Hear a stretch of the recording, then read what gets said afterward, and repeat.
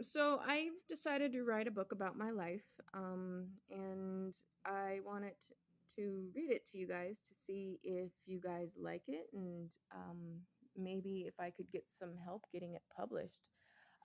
So here it goes. This is an autobiography of my life. I wrote it in third person because some of the abuse that was perpetrated was so heinous that it was easier to start in third person while I was healing. It's gotten better as I continue to write, but I will keep it in third person. I'm a small town Montana woman that really isn't famous, and I don't have a large social media following.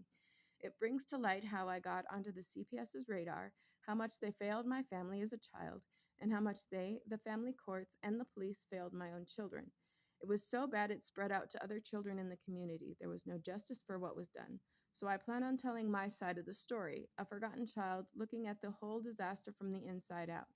It should seem like a cut and dry story, but what happened in the public eye wasn't the whole story. There were so many twists and turns, and our family drama spilled out into the community with disastrous consequences that I wish I could apologize a million times for. No young girl should be victimized that way. I should know. Um, and that was part of the introduction.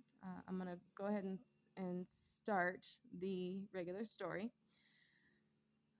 October 1983, on a cold Montana night, Maya arrived in the world, cold, naked, bald, and screaming. Her mother looked at her with disdain when she saw she had no hair. It wasn't her hair, really. It wasn't her at all. It was her mother, Cora's resentment. She had big plans, plans that didn't involve children, and it certainly didn't involve her baby's father, Jeremy. But they had gotten pregnant out of wedlock, which is still a big deal in parts of Montana. She married him out of guilt, necessity, social pressure, probably a combination of all three.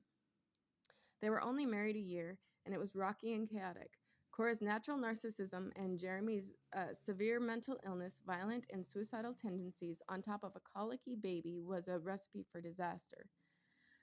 Maya only knows only bits and pieces of what happened to her that night the marriage fell into a billion pieces, and she often wonders how much was the drugs and alcohol one or both might have been consuming, and how much was Cora pushing a madman over the edge for sport. She had only one memory from around that time, at least she thinks so. Babies really don't have a concept of time. It was her first. Most kids' first memories are learning to ride a bike or their first favorite toy gotten at Christmas or a birthday. Nearly 40 years later, she could still recall everything. She was young enough to be in a car seat in the 80s, which was pretty damn young. She was in the car screaming while her parents were fighting outside. The weather was sunny, and she recognized the flat yellow wall with dark wood 2x4s laid over the top, making a pyramid shape. It looked a lot like those old Dutch houses. The Crossroads, they called it.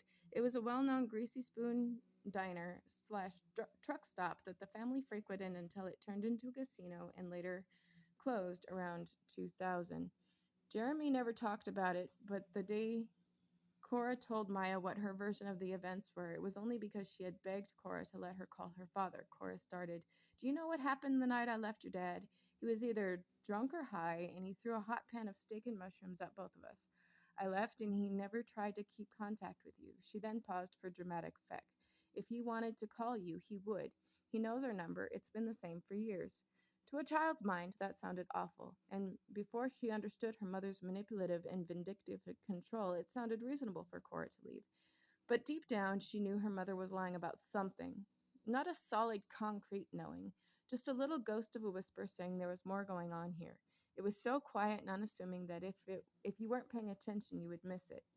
It was a subconscious fuel that helped Maya love her father, and she spent all of her time and effort to find him her entire childhood. That knowing didn't prepare her for the truth, though. She had to sit uh, to keep the world from spinning.